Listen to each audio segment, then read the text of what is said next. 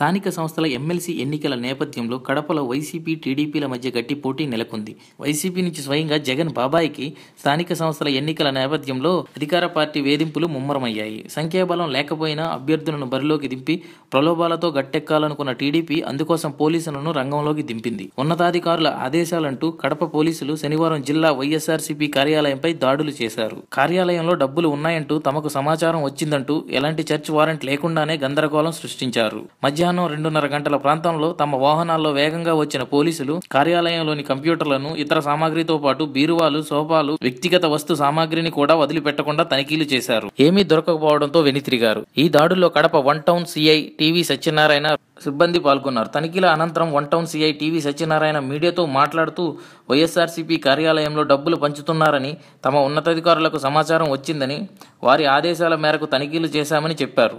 అయితే ఎలాంటి డబ్బులు దొరకలేదని సమాధానం ఇచ్చారు. టీడీపీ బహిరంగంగా కొనుగోలు జరుగుతున్నప్పటికీ వైఎస్ఆర్సీపీ కార్యాలయంపై పోలీసులు దాడులు జరపడంపై సర్వత్రా విమర్శలు వినిపిస్తున్నాయి.